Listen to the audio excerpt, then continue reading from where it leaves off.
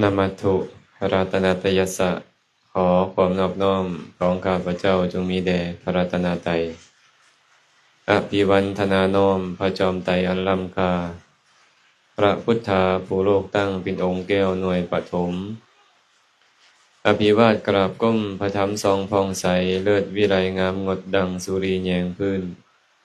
ผู้เป็นพื้นนาบุญล้นพระสังโฆองค์เอกวันธนานกใบขมาก้มกราบการขอโอกาสครูบาอาจารย์พระสงฆ์สามเณรกล่าวสิ่งละอันพันละหน่อยขอความสุขความเจริญจงบังเกิดมีแก่ญาติโยมเมื่อสุขุสุคนปุญญเมวะสุสิกเขยะอายะตะคังสุขุทรยังทานันจะสมาจริยันจะเมตตาจิตันจะภาวะเยเอเตธัมเมภาวะยิตวาตโยสุขสมุทัยเยอภยาปัจฉังสุขังโลกังปันดิโตอุปปัชชาติ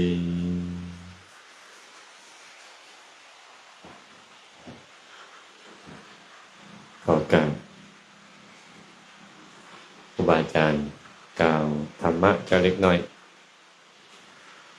วันนี้ได้มาฮอดบ้านตังหวายน้ำเมืองชลบุรีแขวงสวรรณเขตเอาฝนมานำเนาะมาฮอดก็เอาฝนมานำโอ้ยทั้งฝนทั้งลมด้วยเนี่ยคันบ่มีฝนนี่ก็น่าจะมีญาติโยมมาร่วมกันฟังหลายคนนี้แสดงว่าบ้านอื่นนี่มาบ่ได้มื้อนี้เนาะมาบ่ได้เพราะว่าฝนตกแล้วก็ทางยากเลยก็บ่เป็นหยังเป็นลาภของพี่น้องบ้านตังหวายน้ำมื้อนี้มีโอกาสได้เข้ามาหาครูบาอาจารย์เพิ่นก็พาไหว้พระสวดมนต์สาธยายธรรมพานั่งสมาธิแล้วก็ร่วมกันฟังธรรมอีกเป็นหยังจึงต้องฟังธรรมฮู้บ่ละเป็นหยังจึงต้องฟังธรรมฟังธรรมจะได้ฮู้สิ่งที่ยังบ่เคยฮู้สิ่งใดเคยฮู้มาแล้วจะเข้าใจแจ่มแจ้งขึ้นอันใดที่ยังลังเลสงสัยว่าแม่นหรือบ่แม่นจะหมดความสงสัยสิ่งที่เคยเห็นผิดเห็นบ่ถูกต้องจะเห็นถูกต้องตรงขึ้นจิตใจของผู้ฟังธรรมก็จะผ่องใสอันนี้เป็นอานิสงส์ของการฟังธรรมเนาะคันบ่ฟังบ่ฮู้เด้คันบ่ฟังแม่นบ่อันใดเป็นทานอันใดเป็นศีลอันใดเป็นภาวนาจะบ่ฮู้เลยคันได้ฟังแล้วฮู้แล้วเฮ็ดถูกคันบ่ฮู้เฮ็ดบ่ถูกเนาะอาตมานึกถึงคำเว้าของผู้เฒ่าเพิ่นบอกว่าเฮานี่มัวเมาด้นในไพศาลแสนส่ำอาศัยผู้เพิ่นฮู้เข้าขานเอิ้นกูกเอาเฮานี่มัวเมาด้นในไพศาลเทิงตาบอดอาศัยผู้เพิ่นฮู้เข้าดึงเข้าใส่หอมทางจังได้เห็นกระบวนเบื้องทางสีลงหาหอมจังได้เห็นบอนเบื้องทางเลี้ยวบอนสีตนเดโนชื่อได้บ่ฮะเฮานี่มัวเมาด้นในไพศาลแสนส่ำหลงป่าอยู่ตอนนี้เฮานี่อาศัยผู้เพิ่นฮู้เข้าขานเอิ้นกูกเอาสมมุติว่าพ่อออกชื่อหยังก็พ่อบุญแยงสมมุติพ่อบุญแยงนี่เข้าป่าดงใหญ่พุ่นแหละไปแล้วลงทางสุขหรือทุกข์ลงทางนี่ทุกข์เนาะลงซอกทางออกเป็นหลายมื้อแล้วก็บ่เห็นได้ยินเสียงคนเอิ้นมาพี่เด้อบุญแยงเด้อมาพี่ใจเริ่มดีบ่ใจเริ่มดีไปเลยมาพี่ทางอยู่พี่ไปถึกบ่บัดเนี่ยมีผู้เอิ้นเอาแล้วไปถึก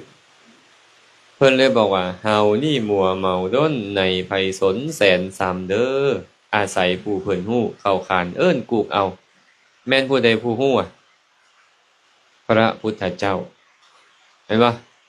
พระพุทธเจ้านี่เฮาใช้คำว่าพุทธะแปลว่าหยังพุทธะเนี่ยฮู้หยังฮู้ทุกสิ่งทุกอย่างในโลก ฮู้ว่าอันนี้เป็นทางไปสู่สวรรค์ฮู้ว่าอันนี้เป็นทางไปสู่นรกฮู้ว่าอันนี้เป็นทางไปสู่นิพพานเอิ้นเฮาเดี๋ยวนี้มาพี่นี่ทางไปสวรรค์เด้อมาให้ทานเด้อมารักษาศีลมาปฏิบัติธรรมมาฟังธรรมจะเป็นทางให้ได้สติได้ปัญญาได้บุญกุศลและไปสวรรค์ประพฤติแบบนี้เด้อเป็นทางไปสู่พระนิพพานเพิ่นก็บอกอย่าไปทางพุ่นทางพุ่นคือหยังล่ะฆ่าสัตว์ลักทรัพย์ประพฤติผิดในกามเว้าตัวดื่มน้ำเมาขี้ที่อิจฉาริษยาหมู่นี่นะทางนั่นไปนรกบ่ต้องไปมาพี่พระพุทธเจ้าจึงเหมือนกับคนเอิ้นเฮาออกจากป่าเฮานี่หลงป่าอยู่นี่ป่าคือกิเลสหลงความโลภหลงป่าคือความโลภหลงป่าคือความโกรธหลงป่าคือความลุ่มหลงหลงป่าคือความอิจฉาริษยาความขี้ฉี่เป็นต้นเฮาหลงกิเลสในใจนี่เหมือนป่ากิเลสของพวกเฮานี่นะหลงอยู่ลงตามไปตามความโลภลงไปตามความโกรธลงไปตามความอิจฉาริษยาลงไปตามสิ่งที่บ่ดีต่างๆอยู่พระพุทธเจ้าเป็นผู้เอิ้นนะเป็นผู้เอิ้นพวกเฮาอาศัยผู้เพิ่นฮู้เข้าขานเอิ้นกุกเอาพุทธเจ้าเอิ้นละได้มาให้ทานเด้อพวกบุญแยงเด้อเพิ่นว่ามารักษาศีลเด้อมาฟังธรรมเด้อคันเพิ่นเอิ้นแล้วเฮาบ่ไปเป็นความผิดของเพิ่นหรือความผิดของเฮาฮะเป็นความผิดของเฮาเองพระพุทธเจ้าเอิ้นพวกเฮาล่ะมาให้ทานมารักษาศีลมาฟังธรรมมาปฏิบัติธรรมมาฝึกคิดดีเว้าดีเฮ็ดดีเด้อคันเฮาบ่มาก็เป็นความผิดของเฮาเองแม่นบ่บางคนนี่น่ะตาบอดพร้อมเฮานี่มัวเมาด้นในไพศาลเทิงตาบอดอาศัยผู้เพิ่นฮู้เขาดึงเข้าสิหอมทางจังได้เห็นกระบวนเบื้องทางสีลงหาหอมจังได้เห็นบอนเบื้องทางเลี้ยวบอนสิตนดีเนาะเอาสมมุติว่าพ่อบุญแยงลงป่าและตาบอดพร้อมเอิ้นซื่อๆไปถึกบ่เอิ้นซื่อๆเนี่ยบ่ถึกเอิ้นซื่อๆบ่ถึกเด้เนี่ยไปบ่ถึกอยู่เด้มาพี่มาพี่อะไรสิไปจังได๋ล่ะตาบอดพร้อมนี่น่ะสิตกเหวอยู่บอนใดก็ยังบ่ฮู้ต้องอาศัยผู้เพิ่นฮู้เขาดึงเข้าใส่หอมทางไปลากมาเลยบัดนี้ลากแขนมาอันนี้ทางย่างตรงไปนี่เด้อเป็นทางดีเป็นทางแปลนไปแล้วบ่มีทุกข์พระพุทธเจ้าก็เหมือนกับผู้บอกทางและผู้ดึงเขาใส่ทางสมัยก่อนมีจอมโจรผู้หนึ่งครูบาต้นกล้าเพิ่นเว้าเมื่อกี้นี่ผมไม่ออกเอิ้นเพิ่นว่าครูบาจ้อยเนาะอาตมาตั้งชื่อให้เพิ่นใหม่แล้วเด้อครูบาต้นกล้าญาต้นกล้าเนาะจอมโจรองคุลิมานเคยได้ยินบ่องคุลิมานจอมโจรองคุลิมานนี่น่ะมื้อเราเกิดเป็นแนวนี้แหละมื้อเราเกิดฟ้าเลื่อมลมพัดฝนตกพวกมีดพวกผ้าพวกอาวุธนี่น่ะเปล่งแสงออกมาพระราชาก็เลยเห็นพวกมีดพวกอาวุธน่ะเปล่งแสงออกมาก็เลยเอิ้นปุโรหิตเอิ้นอำมาตย์ใหญ่มาถามว่าท่านอาจารย์เป็นหยังคือเป็นแบบนี้ปุโรหิตก็เลยบอกว่าข้าแต่มหาราชบุคคลผู้เกิดในมื้อนี้จะเป็นมหาโจรว่าซั่นผู้ที่เกิดในมื้อนี้จะเป็นมหาโจรพระราชาก็เลยถามว่าเป็นโจรแบบใดโจรปล้นราชบัลลังก์บ่หรือว่าโจรซื่อๆบ่ได้ปล้นราชบัลลังก์แต่เป็นโจรฆ่าคนว่าซั่นเพิ่นก็เลยฟ้าวส่งคนกลับไปเรือนเพิ่นเพราะเมียเพิ่นตั้งท้องเมียปุโรหิตนี่นะส่งกลับไปถามมึงดูเมียข้อยเกิดลูกแล้วบ่ว่าซั่นก็ปรากฏว่าเกิดมื้อนั้นพอดีแสดงว่าลูกของเราจะเป็นมหาโจรเราก็เลยไปเว้ากับพระราชาฟังว่าข้าแต่มหาราชลูกของข้าน้อยเกิดมื้อนี้จะเป็นมหาโจรว่าซั่น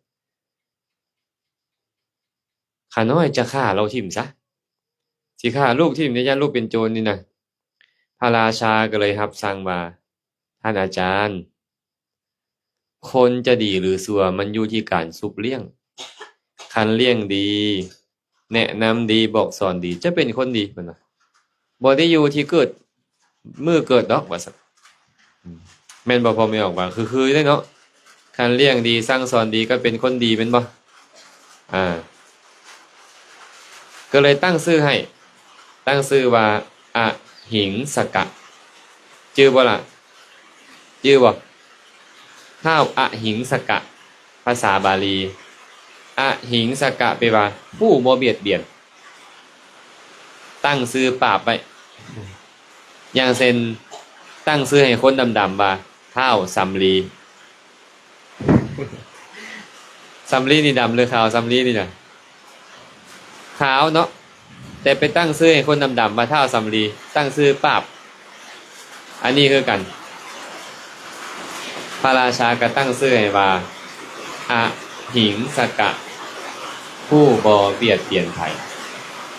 โอ้ยฝนมาแล้วได้ยินอยู่บ่ได้ยินอยู่เนาะฟังเสียงฝนนำฟังเสียงเทศนำหลังจากนั้นก็พ่อแม่เราก็เลี้ยงดีบอกสอนแต่แนวดีๆปรากฏว่าท้าวอหิงสกะนี่นะก็เป็นคนเชื่อถ้อยฟังคำพ่อแม่เคารพอ่อนน้อมผู้ใหญ่เป็นคนมีสติมีปัญญาดีเป็นคนฉลาดลักแหลมเนาะขยันหมั่นเพียรผู้มารยาทของผู้เป็นบัณฑิตอายุได้16ปีพออายุฮอด16ปีแล้วก็ขอพ่อขอแม่ไว้อยากไปเรียนต่ออยู่ต่างเมืองพ่อแม่ก็ส่งไปเรียนต่ออยู่ต่างเมืองพอไปฮอดอาจารย์เราก็ไปเฮ็ดดีกับอาจารย์เด้อุปถากดูแลอาจารย์เราดีเชื่อถ้อยฟังคำอาจารย์สอนอีหยังเรียนเอาหมดเรียนได้หมดเป็นคนฉลาดหลายเนาะปรากฏว่าอาจารย์ก็ฮักเราพออาจารย์ฮักเราลูกศิษย์คนอื่นก็สั่งเราไปอาจารย์นี่ฮักเราเฮงลูกศิษย์คนอื่นก็เลยวางแผนเฮ็ดจังไดเนาะจะให้อาจารย์นี่นะสั่งหมอนี่ระวังได้พวกเขาก็ได้เนาะคนฮักเขาหลายก็ต้องมีคนสั่งตามมานำเมื่อมีคนสั่งเขาก็จะคิดเบียดเบียนเขาคือกันเพราะฉะนั้น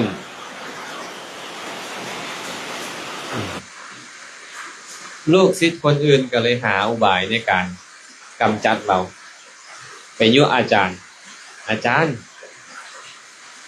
ถ้าว่าหิงสกะนี่บ่ดีแบบนี้บ่ดีแบบนั้นอาจารย์เราก็บ่เชื่อดอกเบิ่งแม่เนี่ยเราเฮ็ดแต่แนวดีๆกับข้อยเว้าแต่แนวดีๆคิดแต่แนวดีๆกับข้อยเราสิเป็นคนบ่ดีได้จังได๋พวกเจ้าบ่ต้องมาเว้าอาจารย์ก็บ่เชื่ออยากให้เชื่อเฮ็ดจังได๋ล่ะอยากให้เชื่อ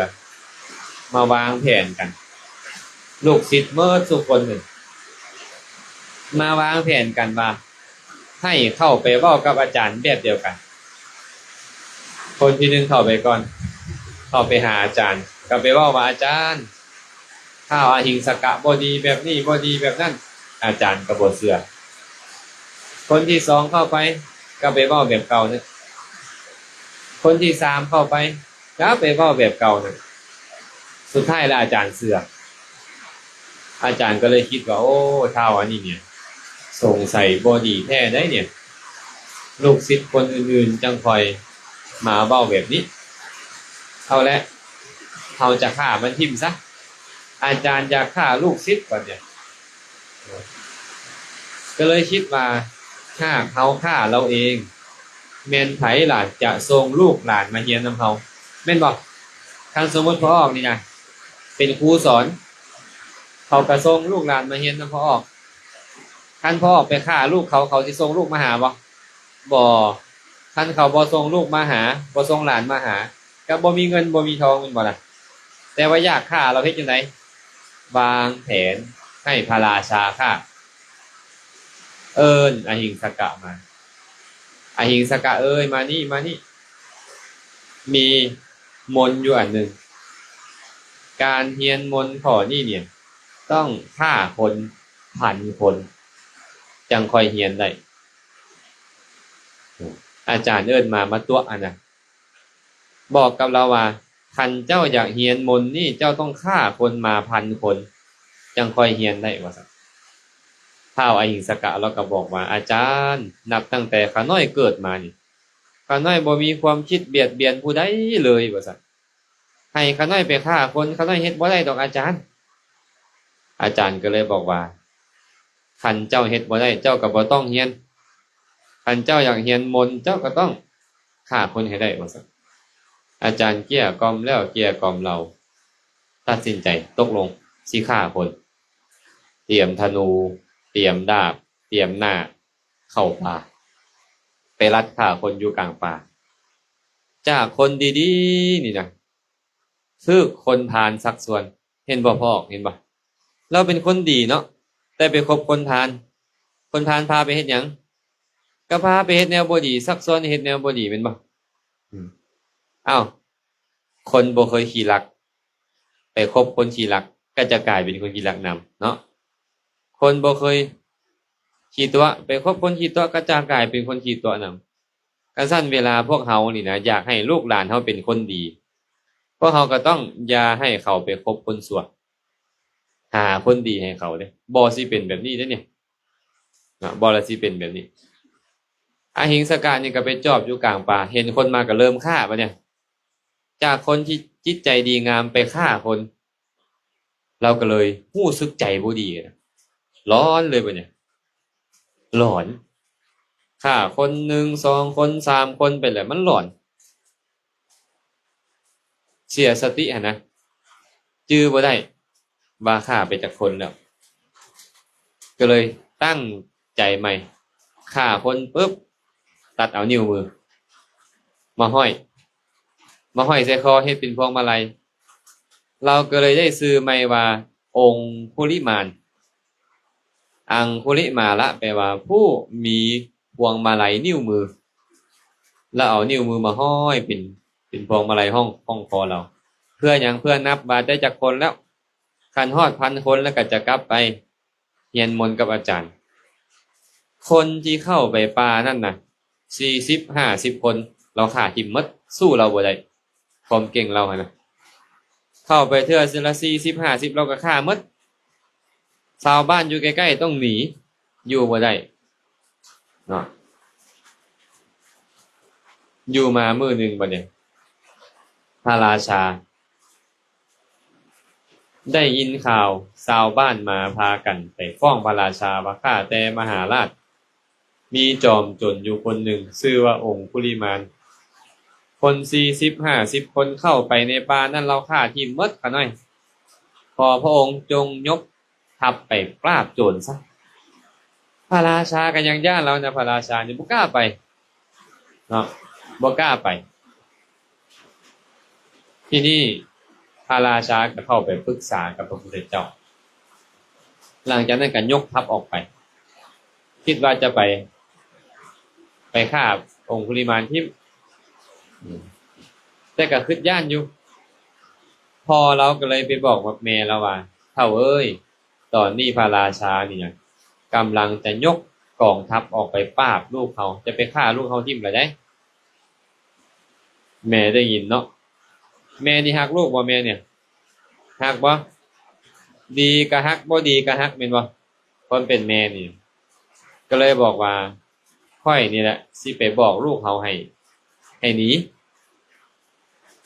องค์คุลิมานเนี่ยเหลือคนเดียวเราจะฆ่าและเราจะครบ1,000 คนมื้อนั้นแม่เราก็ไปเอิ้นใส่อหิงสกะเอ้ยนี่เด้อลูกเด้อพระราชาสิมาจับแล้วได้พระราชาสิมาฆ่าเจ้าทิ่มแล้วได้เจ้าอยู่ไสให้หนีไปเด้อเราได้ยินเสียงแม่เราคิดจะฆ่าแม่ตัวเองเบิ่งดูนี่อย่าไม่ออกเลยซัวส่ำใดนี่บัดเนี่ยจากคนดีกลายเป็นคนซัวส่ำใดฆ่าคนเป็นพันแม่นบ่ฆ่าคนเป็นพันที่นี่พระสัมมาสัมพุทธเจ้า เห็นอุปนิสัยในการบรรลุอรหันต์ของเราพระพุทธเจ้ากันย่างไปย่างไปคือกันไปก้อนแม่เราพระเจ้ากันย่างไปนำทางที่เข้าป่านั่นพวกชาวบ้านพวกคนเลี้ยงงัวก็บอกกับพระพุทธเจ้าว่าถ้าแต่ท่านพระโคโดมอย่าไปเด้อข้าน้อยทางนี่นะมีจอมโจรคนหนึ่งชื่อว่าองคุลิมานเราฆ่าทุกคนที่เข้าไปหั่นคน40-50คนเข้าไปแล้วก็ฆ่าที่มดข้าน้อยอย่าไปท้อนว่าซั่นพระพุทธเจ้าก็เซยไปคือเก่าเดียวกับกลุ่มนี่มาเว้าเดียวกับกลุ่มหน้ามาเว้าพระพุทธเจ้าก็เสยพระเจ้าก็ย่างไปเราเหลียวเห็นพระพุทธเจ้าก่อนก็บ่สนใจกับแม่เราแล้วบัดนี้แล้วเห็นพระพุทธเจ้าว่าจะฆ่าพระสมณะองค์นี้แหละจะฆ่านักบวชองค์นี้แหละแล่นนำพระสัมมาสัมพุทธเจ้าก็เข้าฌานเจริญอภิญญาอธิษฐานขอให้เฮาผู้ย่างไปอยู่ธรรมดานี้อหิงสกะแล่นตามเฮาอย่านำทันเฮาเลยอธิษฐานเพิ่นก็ย่างไปปกติองคุลิมานเราก็ไล่แล่นเราแล่นไวกว่าม้ามีกำลังหลายกว่าสร้างแต่ว่าแล่นนำพระพุทธเจ้า48กิโลแล่นนำหั่นน่ะบ่ทันพระพุทธเจ้าย่างเด้ย่างธรรมดาแต่เราแล่นแต่บ่ทันเนาะแล่นจนเมื่อยพอเมื่อยแล้วก็หยุดเอิ้นใส่พระพุทธเจ้าว่าหยุดก่อนทานสมณะหยุดก่อนหยุดก่อนเถิดทานสมณะเอ้ยพระสัมมาสัมพุทธเจ้าก็เลยตรัสแบบนี้ว่าองคุลิมานอหิงสกะเฮาหยุดแล้วเจ้านั่นแหละยังบ่หยุดว่าซั่นทั้งที่พระพุทธเจ้ายังอยู่ได้แต่พระพุทธเจ้าบอกว่าเฮาหยุดแล้วองคุลิมานนี่เมื่อยแฮงจนหยุดอยู่พระพุทธเจ้าบอกว่าเจ้ายังบ่หยุดเราผู้หยุดแต่พระพุทธเจ้าบอกว่ายังบ่หยุดพระพุทธเจ้ายังอยู่พระพุทธเจ้าบอกว่าตนเองหยุดแล้วเราก็สงสัยธรรมดาว่าสมณะทั้งหลายนี่บ่เว้าตัวนะบ่เว้าความบ่จริงนะหยุดของเพิ่นนี่แม่นหยุดแบบใดบ่หยุดของเพิ่นนี่แม่นบ่หยุดแบบใดก็เลยถามเลยถ้าแต่ท่านสมณะที่ชื่อว่าหยุดของทานแม่นหยังที่ชื่อว่าบ่หยุดแม่นหยังเพราะว่าทานยางอยู่ทานบอกว่าทานหยุดข้าน้อยหยุดอยู่ทานบอกว่าข้าน้อยบ่หยุดหยุดแม่นหยังบ่หยุดแม่นหยังพระสัมมาสัมพุทธเจ้าก็เลยบอกว่าอหิงสกะเอ้ยค่อยนี่นะวางศาสตราอาวุธแล้วบ่เข็นฆ่าชีวิตของสัตว์อื่นแล้วมีจิตใจโอบเอื้ออารีต่อสัตว์อื่นวางศาสตราอาวุธวางทอนไม่หมดแล้วค่อยจึงสื่อว่าหยุดแล้วค่อยหยุดฆ่าคนอื่นแล้วหยุดเบียดเบียนคนอื่นแล้วว่าซั่นแต่เจ้าหั่นนะยังมีมือเปื้อนด้วยเลือดยังบ่ทิ่มศาสตราอาวุธยังเข็นฆ่าชีวิตสัตว์อื่นอยู่เจ้าจึงสื่อว่าบ่หยุดได้ยินสำนิไม่ออกได้ฟังธรรมสั้นๆซะเนี่ยจากจอมโจรที่ซัวที่สุดเลยเปลี่ยนเลยจับดาบจับธนูหน้าไม้ไปทิ่มลงหน้าผาขอบวชข้าแต่ทานสมณะบัดนี้ข้าน้อยฮู้แล้วว่าทานมาเพื่อข้าน้อยนี่แหละฮู้แล้วว่าทานมาเพื่อจะมาเทศน์มาโพดข้าน้อยนี่แหละว่าซั่นขอให้ข้าน้อยได้บวชเถิดหลังจากนั้นพระพุทธเจ้าก็ให้บวชอยู่วันดลปฏิบัติธรรมบรรลุเป็นพระอรหันต์ซับเบิ่งโน่นนี่พอออกไม่ออกจากคนที่ซัวซ่าลามกหลายจากคนบ่ดีเอาแท้ว่าฟังธรรมน้อยเดียวกลายเป็นคนดีได้อานุภาพของธรรมะนี่ดีบ่พอออกมาดีบ่ดีเราควรฟังธรรมบ่ควรเนาะควรฟังธรรมควรให้ลูกให้หลานได้ฟังธรรมให้พ่อให้แม่ได้ฟังธรรมควรให้คนทั้งหลายได้ฟังธรรมบางคนนะฟังธรรมะตอนใกล้ตายไปเกิดในสวรรค์ครับที่ผ่านมาเฮ็ดบ่ดีขนาดใดแต่ว่าได้ฟังธรรมะตอนใกล้ตายไปเกิดในสวรรค์เป็นเทวดาซ้ำมึงไหมแสดงว่าการฟังธรรมนี่ดีพวกเขาต้องเฮ็ดเนาะเห็นครูบาอาจารย์มาฮอดบ้านฮอดเฮือนพวกเขาฮอดวัดฮอดวาพวกเขาอย่าพากันอยู่ละล่ะ ให้เข้าไปอาจารย์เว้าธรรมะให้พวกเขาน้อยฟังแด่พวกเขาน้อยเฮ็ดแบบนี้ถูกบ่เฮ็ดแบบนั้นถูกบ่เฮ็ดแบบใดพวกเขาน้อยจึงจะได้บุญหลายๆเฮ็ดแบบใดพวกเขาน้อยจึงจะมีความสุขอันใดเอิ้นว่าทานอันใดเอิ้นว่าศีลอันใดเอิ้นว่าภาวนาให้พวกเขาไปหาครูบาอาจารย์เฮ็ดแบบนี้บ่แม่นไปหาครูบาอาจารย์และขอแต่ฝ่ายผูกแขนบ่แม่นเด้แม่นบ่เจ้าเคยขอฝ่ายผูกแขนบ่ไปหาครูบาอาจารย์และขอแต่ฝ่ายผูกแขนขอแต่ของดีถามแต่ความฝันนั่นบ่แม่นเด้นี่บ่แม่นเซาเด้อบัดนี้เด้อ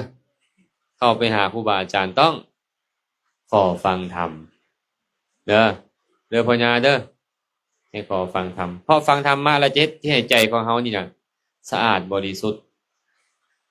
เนาะเฮ็ดให้เฮาฮู้ทางเดินของชีวิตฮู้วิธีการดำเนินชีวิตไปอย่างถูกต้องจะเป็นปัจจัยให้พวกเฮาได้รับความสุขในโลกนี้นำเป็นปัจจัยให้มีความสุขในโลกหน้านำเฮาจะเฮ็ดในสิ่งที่ถูกต้องได้นี่เป็นอานิสงส์ของการฟังธรรมนะอันนั้นพวกเฮาก็เลยต้องจำเป็นต้องได้ฟังธรรมเมื่อกี้นี้ได้เว้าธรรมะข้อหนึ่งขึ้นมาว่าทานันจะสัมมาจาริยันจะขออภัยปุญญเมวะโสสิกเขยะอายะตักขังสุพุทธระยังทานันจะสัมมาจาริยันจะเมตตาจิตตันจะภาวะเยเอเตธัมเมภาวยิตวาตโยสุขะสมุทะเยอภยาปัชชังสุขังโลกังปันดิโตอุปปัชชติแปลว่าบุคคลผู้ต้องการความสุขอันสูงส่งยิ่งขึ้นไปควรที่จะศึกษาในบุญคือทานสัญญมะสมจริยาเมตตาจิตบุคคลใดก็ตามได้เจริญเหตุแห่งความสุข3ประการนี้แล้วเขาผู้เป็นบัณฑิตนั่นละโลกนี้ไปแล้วยอมเข้าถึงโลกอันเกษมบ่มีที่เบียดเบียนเป็นสุขอย่างยิ่งพระพุทธเจ้าบอกแบบนี้พวกเขาเวลาไปเฮ็ดบุญย่านบุญบ่ย่านบ่แม่นบ่ย่านว่ะบ่ย่านมันทับบ่เคยได้ยินบ่เขาเจ้าเว้าแบบนี้ว่าคันยังหนุ่มยังน้อยบ่ต้องไปเป็นเจ้าภาพกฐินได้ตายไว้ได้เคยได้ยินบ่จะไปเฮ็ดจะไปเฮ็ดกองบวชจะไปเฮ็ดกองพดได้ตายไว้ได้เคยได้ยินบ่แบบเนี้ยย่านบ่พกไปออกย่านบ่บัดนี้โอ้เป็นตาย่านไปเฮ็ดบุญแล้วตายไว้นี่เป็นตาย่านความจริงเป็นแบบนั้นบ่บุญน่ะบ่เป็นคนที่บ่ฮู้เขาก็เว้าไปแม่นบ่เฮาก็เชื่อไปบุญหยังก็สิเฮ็ดให้มีทุกข์บุญหยังสิเฮ็ดให้ตายไวบุญก็แฮ่งเฮ็ดให้เฮามีความสุขพระพุทธเจ้าก็เลยตรัสกับภิกขุทั้งหลายว่าภิกขุทั้งหลายเอ้ยทานทั้งหลายอย่าย่านกลัวต่อบุญเลยเพราะคำว่าบุญนี้เป็นชื่อของความสุขอันน่าปรารถนาน่าฮักใคร่น่าพอใจบุญนี้มันเป็นชื่อของความสุขทรงผลเป็นสุขพร้อมตอนเฮ็ดนั่นใจดีเนาะตอนเฮ็ดบุญเฮาก็ใจดีสบายเวลาส่งผลมาก็เฮ็ดให้เฮาเกิดในตระกูลสูงส่งมั่งคั่งร่ำรวยมียศถาบรรดาศักดิ์สุขภาพปรานามัยสมบูรณ์มีผิวพรรณวรรณะงดงามเวลามันส่งผลมาหรือส่งผลให้ไปเกิดในสวรรค์มีอายุเป็นทิพย์อย่างน้อย9ล้านปีพอบ่9ล้านปีพออยู่เนาะต่ำสุด9ล้านปีไม่ออกเทวดานี่นะอายุเขายืนสั้นจาตูม9ล้านปีสั้นดาวดึงส์36ล้านปี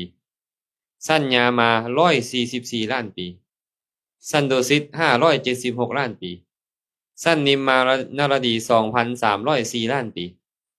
สั้นปารนิมิตวสวัสดี9,216ล้านปีสนใจบ่อยู่ในสวรรค์บ่มีพยาธิบ่มีโรคกระเพาะบ่มีโรคเบาหวานบ่มีโรคความดันบ่มีโรคมะเร็งบ่มีพยาธิบาดเหย้าหยังอยู่สวรรค์นี่นะและบ่ขี้ร้ายบ่งาม งามกว่าเฮาหลายอยู่สวรรค์นี่น่ะอายุยืนงดงามอาหารหวานข้าวเป็นที่เปิดไปใส่บ่ต้องย่างให้เมื่อยเหาะไปดีบ่แบบเนี้ยต่ำสุด9 ล้านปีดีไอ้พวกเฮานี่นะเนาะเดี๋ยวก็โรคเก้าโรคประดงเจ็บหัวเข่าแม่นบ่เดี๋ยวก็เป็นไข้เดี๋ยวก็เป็นหนาวเดี๋ยวก็เจ็บหัวมัวเก้าโอ้ยมันมีแต่ทุกข์แต่สวรรค์บ่เป็นแบบนั้นมันเป็นผลของหยังหั่นน่ะการไปเกิดในสวรรค์น่ะเป็นผลของบุญ พระองค์เลยว่าไว้ในคาถานี้ว่าหากอยากได้ความสุขอันสูงส่งขึ้นไปนี่นะต้องศึกษาในบุญเด้อคำว่าศึกษาในบุญคือต้องฮู้จักบุญแล้วเฮ็ดบุญต้องฮู้ก่อนอันใดเป็นทานอันใดเป็นศีลอันใดเป็นภาวนาพระพุทธเจ้าได้บอกว่าทานันจะศึกษาในทานนำเด้อเพิ่นว่าคือเรียนรู้ทานนำปฏิบัติตามทานนั่นนำสมจริยันจะ แปลว่าการประพฤติสม่ำเสมอหมายถึงศีลควรศึกษาในศีลเรียนรู้เรื่องศีลปฏิบัติตามศีลเมตตาจิตตัญจะภาวเยควรเจริญเมตตาจิตเมตตาจิตนี่เป็นภาวนาเนาะเป็นภาวนาแต่ภาวนามีหลายกว่าหันเพิ่นยกเมตตาจิตมาเป็นข้อที่แรกว่าง่ายๆคือควรศึกษาในภาวนาเรียนรู้ว่าภาวนาเป็นแนวใดการเจริญสมาธิแนวใดการเจริญวิปัสสนาแนวใดแล้วปฏิบัติตามควรศึกษาแบบนี้ถามก่อนว่านี่ทานแม่นหยังบัดนี้มื้อสวยนี่เพิ่นตอบได้เด้ไม่ออกทานแม่นหยังไม่ออกใจสละเพิ่นว่าใจสละเนาะแสดงว่าทานนี่บ่แม่นข้าวทานบ่แม่นน้ำทานบ่แม่นเงินทองแม่นบ่ทานนี่คือเออใจที่คิดจะสละหรือว่าเจตนาในการสละเอิ้นว่าทานทานดีหรือบ่ดีบ่ได้อยู่ที่ข้าวน้ำบ่ได้อยู่ที่เงินทองอยู่ที่หยังอยู่ที่ใจดีคันเจตนาในการสละดีมีศรัทธาดีตอนให้อะนะให้น้อยก็มีอานิสงส์หลายให้น้อยก็มีอานิสงส์หลายโดยเฉพาะทานของผู้มีศีลคันพอออกสมทานศีลเนาะปานาติปาตาเวรมณีสิกขาปะทังสมาธิยามิเป็นต้นนี่นะมีศีลแล้วให้ทานให้กับครูบาอาจารย์ผู้มีศีลอานิสงส์ก็หลายบ่ได้แม่นว่าให้เงินหลายและอานิสงส์หลายบ่แม่นเด้บ่ได้ให้เข้าของหลายอานิสงส์หลายบ่แม่นให้ทานด้วยเจตนาที่ดีอานิสงส์หลายคันซั่นเนาะเข้าใจไหมเด้อบัดนี้เด้ออ้าวสมมุติพ่อบ่มีกล่องคือหมู่ให้ทานได้บ่ได้บ่มีข้าวบ่มีน้ำให้ทานได้บ่ให้หยังล่ะบัดนี้บ่มีข้าวบ่มีน้ำ เนาะมีแนวใดแนวหนึ่งเนาะบางเทื่อก็สละเหือแหงแม่นบ่ข้อยสิขอสละเหือแหงปัดตัดกวดอยู่นี่เด้อบูชาพระเจ้าประสงค์ก็จัดเป็นทานได้เด้จั่งใดจัดเป็นทานได้อามีข้าวสละข้าวมีน้ำสละน้ำมีผักนางอ่างหญ้าสละผักนางอ่างหญ้าได้บุญหลายสมมุติว่ามีเศรษฐีคนหนึ่งให้เงิน100 ล้านเป็นทานพวกเฮาบัดเนี่ยให้ข้าวติ๊บหนึ่งแจ่วถ้วยหนึ่งป่นถ้วยหนึ่งต่างกันบ่ต่างแท้เงินเขา100 ล้านเนาะแม่นบ่เฮาล่ะมีแต่แจ่วถ้วยหนึ่งกับติ๊บข้าวติ๊บหนึ่งป่นถ้วยหนึ่งคันเทียบกันมันเทียบบ่ได้เข้าของเนาะแต่เขาให้อะใจเขาบ่ดีเลยให้เพื่ออยากเอาหน้าอยากให้คนยกย่องสรรเสริญสมมุติสินะให้หลายอยู่แต่อยากให้คนย่องยอสรรเสริญให้อยากข่มหมู่ว่าโอ้ยเจ้าเฮ็ดบ่ได้คือข้อยเห็นบ่ข้อยเฮ็ดได้ดีกว่าเจ้าอันนี้ใจดีหรือบ่ดีนี่ใจบ่ดีแต่พวกไม่ออกบัดเนี่ยมีข้าวติ๊บเดียวมีแจ่วถ้วยเดียวมีป่นถ้วยเดียวน้อมใจข้าพเจ้าขอบูชาพระเจ้าประสงค์ด้วยข้าวของที่มีอยู่ของข้าน้อยนี้ของพวกข้าพเจ้านี้ขอบุญนี้จงเป็นปัจจัยแก่พระนิพพานเด้อเกิดมาชาติใดๆอย่าทุกข์อย่ายากเด้อใจดีดีบ่ได้คิดจะกระทบกระทั่งผู้ใดเลยเสียเอาผู้ใดได้บุญหลายก่อนเนี่ยผู้มีของน้อยแต่ใจดีได้บุญหลายก่อนฉะนั้นพวกเราบ่ต้องคิดว่าของข้อยน้อยข้อยทุกข์ยากข้อยให้ทานบ่ได้คือหมู่ดอกบ่ต้องคิด เศร้าเด้อบัดนี้เด้อฮอดมื้อดับวันศีลก็ตามหรือมีครูบาอาจารย์มาตอนใดก็ตามมีข้าวเอาข้าวไปมีน้ำเอาน้ำไปมีอาหารบ้านเขาเอาอาหารบ้านเขาไปถวายแก่เพิ่นให้คิดคืออาตมาเว้านี่ขอบูชาพระสงฆ์พระสงฆ์นี่บ่แม่นเพิ่นเด้พระอริยสงฆ์ทั้งหมดแต่ว่าอาศัยเพิ่นนั้นเป็นตัวแทนอานิสงส์ของพวกเรานับประมาณบ่ได้เลยมันส่งผลนี่ตลอดหลายร้อยหลายพันชาติอานิสงส์ที่พวกเราให้ทานนั่นน่ะหลายกว่าคนที่เขาให้เงินเป็นร้อยเป็นพันล้านอีกแต่ถ้าหากว่าคนที่เขาให้เงินเป็นร้อยเป็นพันล้านนั่นน่ะเขาใจดีเด้เขาได้บุญหลายบ่เอาก็หลายแล้วเขาใจดีแล้วเขาใส่ใจเป็นแม่นบ่ล่ะเออฉะนั้นทานจึงบ่แม่นเข้าของทานคือความตั้งใจในการสละของพวกเราจื้อเด้อล่ะเด้อบัดนี้เด้อเวลาไปให้ทานเวลาเราไปให้ทานเราบ่ต้องสนใจผู้อื่นให้สนใจแต่เราข้อยจะสละข้าวของของข้อยนี้บูชาพระเจ้าพระสงฆ์บ่ต้องเอาของของเราไปเทียบกับของคนอื่นบางคนนี่เป็นแบบนี้หมู่ใส่เงินใบ10,000ใบละแสนตัวเองมีใบละพันแล้วอายหมู่บ่ต้องคิดเนาะบ่ต้องคิดแบบนั้นเด้อเบิ่งแหม้หมู่มีอาหารดีๆตัวเองแล้วมีขนมเสียงให้แล้วญาติใจเสียหายบ่ต้องคิด ถึงเฮามีแต่เข้านะก็ใส่เข้านั่นแหละแต่เฮ็ดด้วยความเคารพด้วยความอ่อนน้อมเฮ็ดด้วยศรัทธาน้อมบูชาแท้ๆอานิสงส์หลายเนี่ยคันเฮาบ่ได้ศึกษานี่เฮาได้บุญน้อยเดะเฮาก็เลยต้องศึกษาเรียนรู้ก่อนอันนี้เป็นทานทานควรเฮ็ดแบบนี้ควรใส่ใจแบบนี้อันนี้เอิ้นว่าศึกษาแล้วต้องเฮ็ดพร้อมใดบ่แม่นรู้แล้วพอบ่แม่นเดะรู้แล้วต้องเฮ็ดพร้อมนะอันนี้เอิ้นว่าทานเนาะแต่ว่าทานก็มีหลายแบบทานที่เอิ้นว่าทานธรรมดาให้ข้าวของเงินทองธรรมดาข้าวน้ำซ้ำปลาธรรมดาเอิ้นว่าทานการให้ทานอวัยวะเอิ้นว่าทานอุปปารมีให้อวัยวะให้เลือดให้เนื้อให้อวัยวะให้ชีวิตเป็นทานเอิ้นว่าทานะปรมัตถปารมีมันก็มีจำแนกแบบนี้นะจะบ่ขอเว้ารายละเอียดบ่ให้ฟังส่ำนี้ก่อนว่าทานคือเจตนาในการสละเนาะว่าซั่นเด้ออย่าทิ่มเดะทานมันส่งผลให้ร่ำรวยคันว่าพวกเราเกิดมาแล้วเราบ่ร่ำรวยก็เพราะหยังเพราะพวกเราบ่มักให้ทานในอดีตน่ะแม่นบ่คันมาปัจจุบันนี้พวกเขายังบ่อยากให้ทานอีกต่อไปสิเป็นจั่งใดล่ะก็จะทุกข์ยากนั่นแหละบ่ร่ำบ่รวยคือหมู่นั่นแหละแม่นบ่อืมก็ซั่นต้องเฮ็ดมื้อเนี้ยมีน้อยเฮ็ดตามน้อยแต่เฮ็ดใจให้ดีๆเกิดมาชาติใดร่ำรวยแน่นอนเราบ่ต้องเสียใจว่าโอ๊ยข้อยเกิดมาในตระกูลคนทุกข์ยากเกิดมาแล้วบ่ค่อยร่ำบ่ค่อยรวยคือหมู่ข้อยให้ทานก็คือสิบ่ได้คือหมู่ดอกบ่ต้องคิดแม้แต่ข้าวจิบเดียวปั้นเดียวส่งผลให้เราเป็นคนร่ำรวยตลอดหลายพันกับแม่นบ่คันพวกเขาใส่ใจได้ดีคันซั้นตั้งแต่มื้อนี้เป็นต้นไปเราอย่าท้อถอยในการให้ทานเนาะอย่าท้อถอยแล้วก็บ่ต้องไปคิดว่าผู้อื่นเฮ็ดดีกว่าเราบ่ท้อบูให้ทิ่มหมดพวกนี้ให้ใส่ใจแต่ว่าข้อยจะขอบูชาพระสงฆ์ด้วยข้าวก้อนเดียวของข้อยนี่แหละด้วยข้อยปั้นเดียวนี่แหละเฮ็ดแบบนี้ตลอดหลายพันกับพวกเราจะมั่งคั่งร่ำรวยแน่นอนอานิสงส์ของมันสูงผลเนาะที่พวกเราเกิดมาในตระกูลทุกข์ยากบ่ร่ำบ่รวยก็เพราะอดีตพวกเราบ่คิดแบบนี้เราคิดแนวอื่น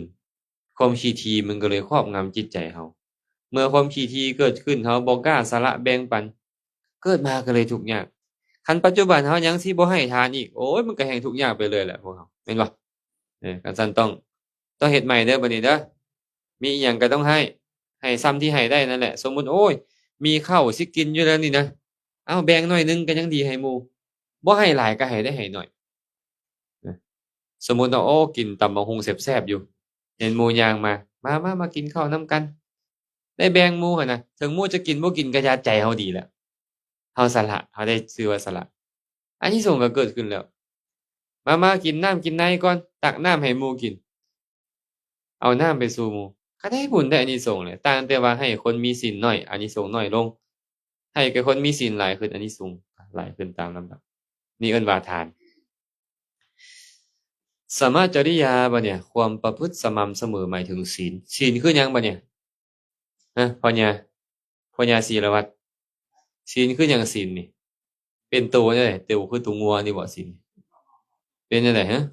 นั่นล่ะศีลเป็นจังได๋ ศีลแปลว่าหยังศีลเนี่ยความประพฤติโดยปกติหมายถึงความงดเว้นจือเด้อความงดเว้นหรือความตั้งใจงดเว้นเว้นจากหยังคันเป็นญาติโยมก็เว้นจากการฆ่าสัตว์เว้นจากการลักทรัพย์เว้นจากการประพฤติผิดในกามเว้นจากการเว้าตัวเว้นจากการดื่มน้ำเมานี่เอิ้นว่าศีลศีลต้องไปขอน้ำพระบ่ล่ะบัดเนี่ยแม่นไผเว้นพระเว้นหรือเฮาเว้นเฮาต้องเว้นเองแม่นบ่พระเซาฆ่าสัตว์แทนเฮาบ่พระบ่พระงดเว้นการลักทรัพย์แทนเฮาบ่บ่พระงดเว้นจากการประพฤติผิดในกามเว้นจากการตัวเว้นจากการดื่มน้ำเมาแทนเฮาบ่แม่นเฮาเฮ็ดเองอ้าวคือไปขอศีลนำพระบัดนี้โอ้แสดงว่าศีลบ่ได้อยู่กับพระแล้วบัดนี้เป็นหยังไปขอศีลกับพระไอ้คำว่าขอเว้าซื่อๆหมายความว่าพาพวกเขาน้อยเว้าแด่พาพวกเขาน้อยเว้าแด่ท้อนบางคนเว้าบ่เป็นเนาะปานาติปาตาเวรมณีสิกขาปะทังสมาธิยามิเว้าบ่เป็นเพิ่นก็บอกว่าเว้าตามข้อยเด้อปานาติปาตาเวรมณีเฮาก็เว้าตามเพิ่นซื่อๆเด้บ่แม่นเพิ่นให้ศีลเฮาเด้บัดนี้เข้าใจไหมเด้อบัดนี้เด้อศีลบ่ได้อยู่นำพระไปขอเอาได้บ่ศีลบัดนี้บ่ได้เจ้าต้องเฮ็ดเองคันซั่นบ่มาวัดมีศีลได้บ่บัดนี้มีศีลได้บ่มาวัดอ้าวศีลบ่ได้อยู่วัดมันอยู่ในใจเฮานี่นะศีลนี่น่ะตอนใดก็ตามพวกพอออกไม่ออกตั้งใจว่าข้อยจะบ่ฆ่าสัตว์ข้อยจะบ่ลักทรัพย์ข้อยจะบ่ประพฤติผิดในกามข้อยจะบ่เว้าตัวข้อยจะบ่ดื่มน้ำเมาอยู่ผู้เดียวอยู่เรือนบ่อยู่ผู้เดียวอยู่ป่าบ่เจ้าก็ชื่อว่ามีศีลเฮ็ดจังไดดีบัดนี้สิขอศีลนำพระอีกบ่บัดนี้บ่ศีลวัตรเออแต่ว่าเฮาก็ต้องเข้าใจว่าที่เพิ่นไปขอไว้นี่เป็นประเพณีเป็นประเพณีอยากให้คนที่เว้าบ่เป็นเว้าซื่อๆบ่ได้หมายความว่าศีลนี่พระต้องให้เฮาบ่แม่นว่าบ่มีพระเฮาแล้วบ่มีศีลมันก็ตายแล้วเว้ยคันบ่มีพระแล้วบ่มีศีลนี่แถวบ้านตั้งหว้ายน้ำก็บ่มีศีลจักคนแล้วพระบ่มีจักองค์อยู่วัดนี้แม่นบ่จังซั่นบ่เกี่ยวเนาะศีลคือหยังความงดเว้นหรือความตั้งใจว่าจะงดเว้นได้ตั้งใจบ่มื้อนี้ตั้งใจว่าจะบ่ฆ่าสัตว์บ่แม่นผู้ใดแม่ครูบาต้นกล้าผู้ใดฮะอ๋อนี่ว่าแม่ครูบาต้นกล้าอาสมาทานศีลเด้อบัดนี้เด้อสมาทานนี่บ่แม่นไปขอนำพระเด้อสมาทานเด้อสมาทานศีลแปลว่าถือเอาศีลมาปฏิบัติหมายถึงว่าตั้งใจจะบ่ฆ่าสัตว์ตั้งใจจะบ่ลักทรัพย์บ่ประพฤติผิดในกามตั้งใจจะบ่ตั่วตั้งใจจะบ่ดื่มน้ำเมาความตั้งใจนั่นแหละเอิ้นว่าศีลเอิ้นว่าสมาทานศีลนะจื้อเนาะบัดนี้นะแต่ศีลมี2ประเภทศีลที่เฮาเว้านี่เอิ้นว่าบาลีตศีลศีลที่เป็นข้อห้ามจาริตศีลศีลคือความประพฤติก็มีอยู่อย่างเช่นพวกพอออกไม่ออกปัดตาดกวดยูซอยครูบาอาจารย์อันนั้นเอิ้นว่าจาริตศีลจาริตศีลเด้อันนั้นก็เอิ้นว่ามีศีลโดยจาริตศีลบางเทื่อพวกเฮาก็เลี้ยงดูปูเสือพ่อแม่บ่หรือว่าเป็นผัวก็อนุเคราะห์ลูกเต้าอนุเคราะห์ภรรยาบ่นี่เอิ้นว่าจาริตศีลแต่ว่าเฮาบ่ได้เว้าถึงข้อนั้นเฮาเว้าถึงวาริตศีลหมายถึงความงดเว้นหรือความคิดที่จะงดเว้นตั้งใจจะงดเว้นจื้อบ่บัดเนี่ยสมมุติว่าพอออกบุญแยงให้ทานดีๆเกิดมาชาติใดร่ำรวยบ่ร่ำรวยแต่เฮาพอออกบุญแยงบ่มีศีลบ่มีโอกาสเกิดเป็นมนุษย์ดีบ่แบบเนี่ยไปเกิดเป็นแมวแต่ว่าขี่รถเก๋งขี่รถเบนซ์นอนห้องแอร์กินอาหารดีเอาบ่เอาบ่บ่เอามันเนาะบ่เอาดอกเป็นหยังจังบ่เอาล่ะบ่อยากเป็นแมวเนาะคันพวกเฮาบ่มีศีลพวกเฮาจะไปเกิดในนรกไปเกิดในกำเนิดเดรัจฉานไปเกิดเป็นเพศเป็นอสุรกายอยากเป็นเพศบ่เนี่ยต้องมีศีลบัดเนี่ยทานบ่พอเด้ต้องมีศีลเด้อล่ะเด้อ ให้สมาทานศีลบัดเนี่ยตั้งใจรักษาศีลเนาะแต่ว่ามีศีลแล้วพอบ่ล่ะศีลก็ยังบ่พออยู่ต้องมีภาวนาโดยเฉพาะข้อเมตตาที่เพิ่นเว้านี่เมตตาแปลว่าหยังเมตตาเนี่ยความรักเหมือนมิตรความรักเหมือนมิตรมิตรสหายกันนี่รักแพงกันบ่ปรารถนาดีให้กันบ่หรือจะฆ่ากันคนรักแพงกันโอ้คนรักแพงกันบ่ฆ่ากันบ่เบียดเบียนกันแม่นบ่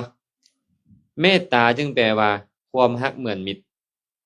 เห็นผู้ใดก็ตามนึกถึงผู้ใดก็ตามขอให้เจ้ามีความสุขเด้อขอให้เจ้ามีความสุขนี่เอิ้นว่าภาวนาข้อเมตตา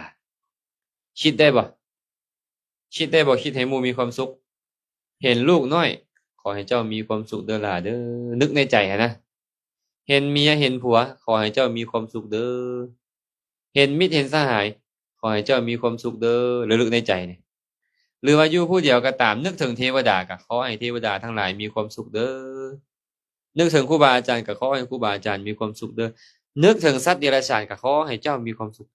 การระลึกอยู่แบบนี้เอิ้นว่าเมตตา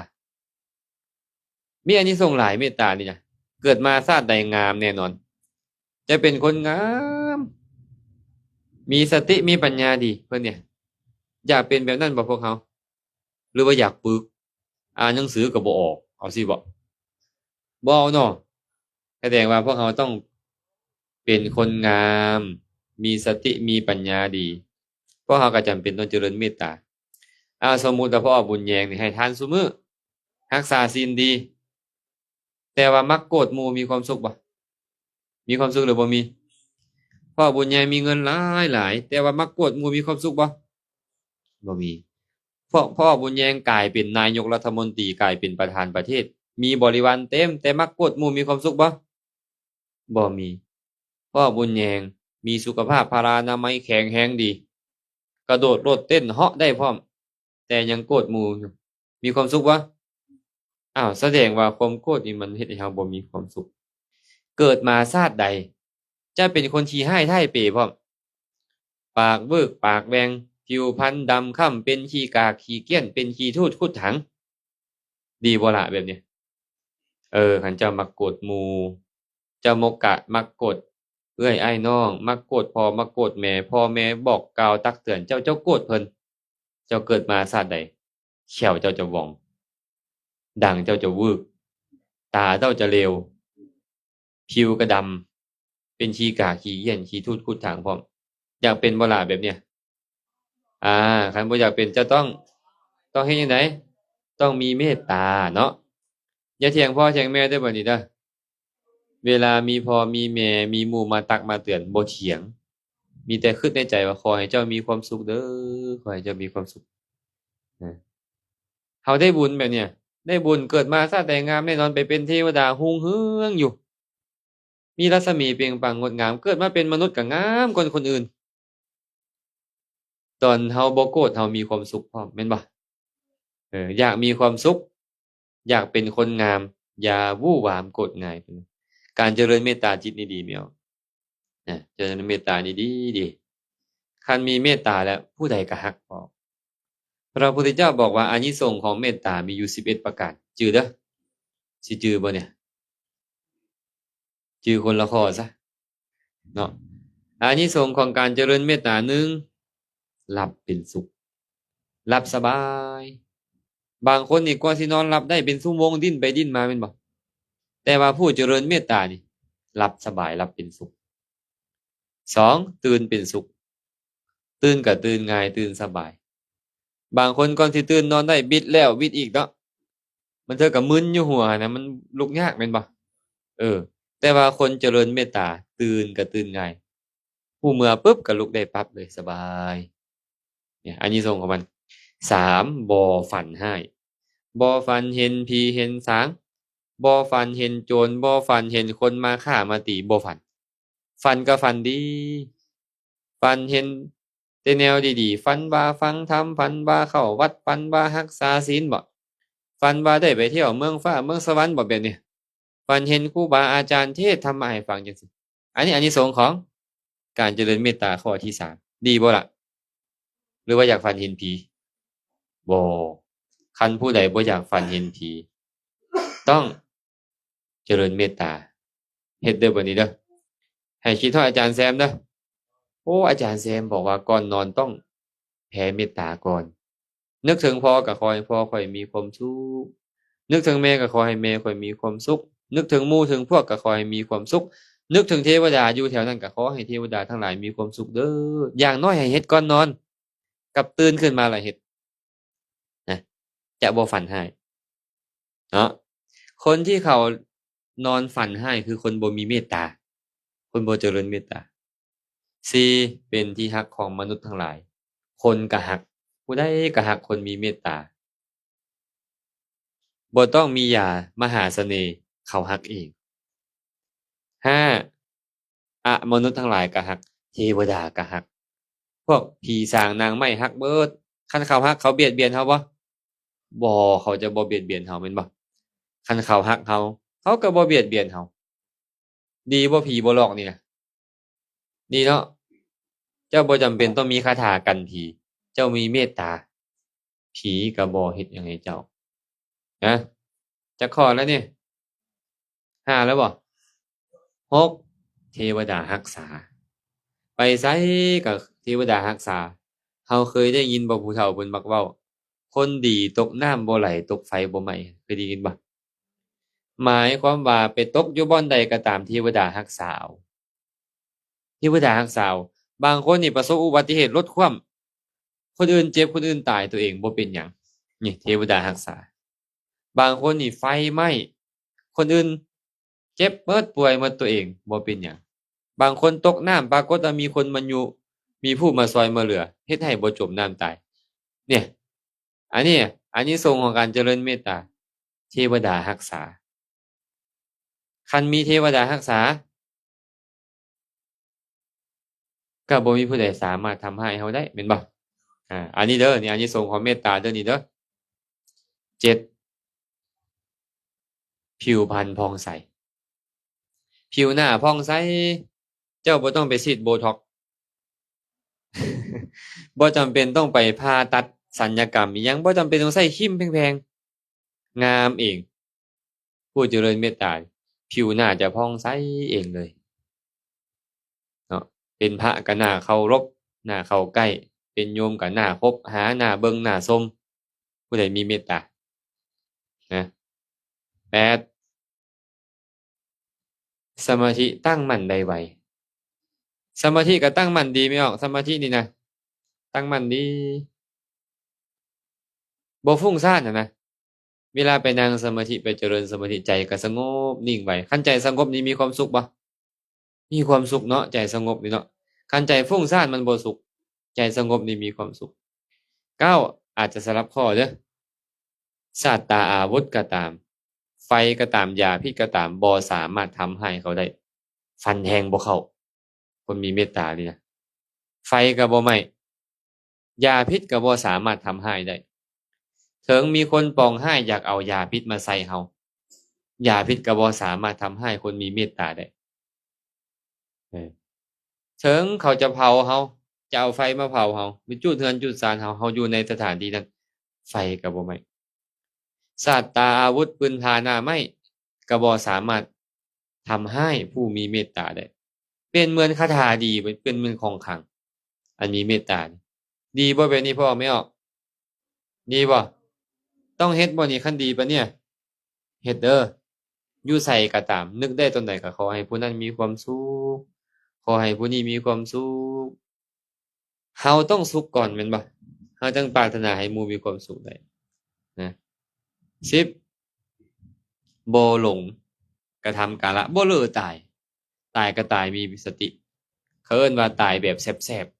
ๆมักบ่ตายแบบแซ่บๆเทื่อมักตายแบบดิ้นรนตายแซ่บๆตายอย่างงี้แบบนี้มีเมตตาคันพวกเราฝึกเจริญเมตตาเวลาใกล้จะตายมา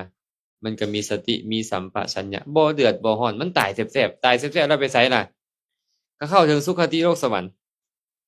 คันสามารถเจริญฌานได้ก็จะไปพรหมโลกคันเจริญฌานบ่ได้ก็ไปสู่สุคติโลกสวรรค์ได้อันนี้อานิสงส์ของการเจริญเมตตาคันดีต้องเฮ็ดเนาะ จะบ่เว้าหลายเด้อเว้าตั้งแต่เมตตาให้ฟังพระพุทธเจ้าได้บอกว่านี่แหละคนศึกษาในทานในศีลในการเจริญภาวนาคือเมตตาเอเตธัมเมภาวยิตวาตโยสักสุขะสมุทเยอพยาปชังสุขังโลกังปันดิโตอุปปัชชติบัณฑิตนักปราชญ์ผู้มีปัญญาเมื่อเจริญธรรม3ประการอันเป็นเหตุของความสุขนี้แล้วแม่นหยังทานศีลภาวนาคือเมตตานั่นเป็นว่าเขาละโลกนี้ไปแล้วยอมเข้าถึงโลกอันเกษมเป็นสุขบ่มีทีเบียดเบียนตายไปแล้วก็จะเกิดในแต่บอนดีจะบ่ไปนรกบ่ไปกำเนิดเดรัจฉานบ่ไปเป็นเพศบ่ไปเป็นอสุรกายอย่างน้อยๆก็ต้องเกิดเป็นมนุษย์เกิดในตระกูลสูงส่งมั่งคั่งร่ำรวยหรือเกิดเป็นเทวดาสั้นกามวจรหรือผู้ใดเจริญฌานได้ก็จะสามารถเกิดในพรหมโลกได้บ่โกรธบ่เคืองไผอยู่พรหมโลกนี่มีความสุขดีนะอันนี้เป็นธรรมะในคืนนี้ก็จะบ่เว้าหยังหลายย้านหลานน้อยบ่จื้อ ย้านบ่จื้อเนาะมื้ออื่นเช้ามาตักบาตรหยาดน้ำแล้วจังค่อยสิเว้าธรรมะข้อใหม่ให้ฟังมื้อนี้เอาน้อยหนึ่งก็บ่น้อยแล้วเด้อเนี่ยโดนเติบแล้วเนาะโดนเติบแล้วก็คงจะพอสมควรแล้วแหละเนาะอนุโมทนาบุญนำเด้อพี่น้องชาวบ้านต่างหว่ายน้ำเมิดสุขุสุคนที่มาร่วมกันไหว้พระสาธยายธรรมนั่งสมาธิฟังธรรมในครั้งนี้ก็ขอให้บุญกุศลนี้จงเป็นปัจจัยอำนวยอวยไสให้ทานทั้งหลายจงได้ประสบพบเจอแต่ความสุขปราศจากทุกข์ทั้งปวงหากปรารถนาสิ่งหนึ่งประการใดอันเป็นไปในทางที่ชอบประกอบด้วยธรรมแล้วก็ขอให้ความปรารถนาของทุกคนทุกท่านจงสำเร็จโดยทั่วกันเทอญ